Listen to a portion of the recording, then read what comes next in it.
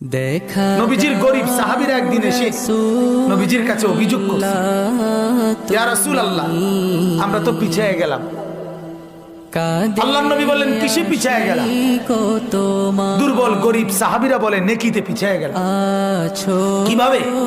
বলছে, ইয়া রাসূলুল্লাহ, আমাদের সাথে যে ধনী সাহাবী, যাদের সম্পদ বেশি, তারা অন্যান্য বন্দিগী তো আমাদের সমানই করে, আমরাও তাদের সমান করি, কিন্তু দান সদকার ক্ষেত্রে তারা তো বেশি কইরা আমাদের চাইতে আগায় যাইতেছে।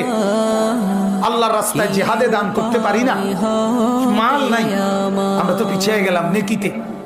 ওরাও নামাজ পড়ে, আমরাও পড়ি, ওরাও রোজা রাখে, আমরাও রোজা রাখি, কিন্তু আমরা তো যাকাত দিতে পারি না, আমরা তো দান সদকা করতে পারি। আল্লাহ নবী সাল্লাল্লাহু আলাইহি ওয়াসাল্লাম তখন বললেন, তোমরা 5 ওয়াক্ত নামাজের পরে 33 বার সুবহানাল্লাহ, 33 বার আলহামদুলিল্লাহ, 34 বার আল্লাহু আকবার, এই তাসবিহ পড়বা 5 ওয়াক্ত নামাজের পরে। আল্লাহ তাআলা ওদের দান সাদকার সমপরিমাণ নেকি তোমাদের।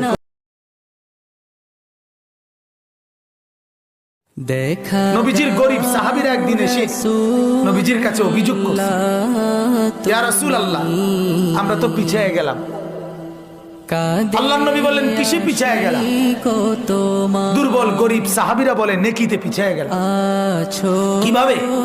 বলছে, ইয়া রাসূলুল্লাহ, আমাদের সাথে যে ধনী সাহাবী, যাদের সম্পদ বেশি, তারা অন্যান্য বন্দিগী তো আমাদের সমানই করে, আমরাও তাদের সমান করি, কিন্তু দান সদকার ক্ষেত্রে তারা তো বেশি কইরা আমাদের চাইতে আগায় যাইতেছে।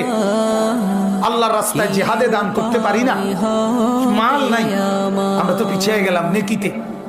ওরাও নামাজ পড়ে, আমরাও পড়ি, ওরাও রোজা রাখে, আমরাও রোজা রাখি, কিন্তু আমরা তো যাকাত দিতে পারি না, আমরা তো দান সদকা করতে পারি।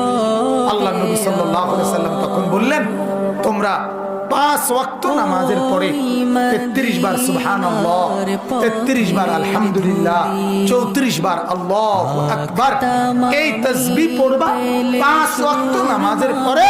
আল্লাহ তাআলা ওদের দান সাদকার সমপরিমাণ নেকি তোমাদের। মার চোখে পানি ঝরাইয়া তুই নাফরমান, কোনদিন সুখ দুনিয়ায় জমবে না। উড়া দুরা কয়েকদিন চলতে পারবা, এমন জায়গায় থমকে যাবা মায়েরা বদদোয়ায়, যেদিন আর ঘুরে দাঁড়াইতে পারতাম। কয়শো নজির লাগবে তোমার, কয় হাজার দলিল লাগবে।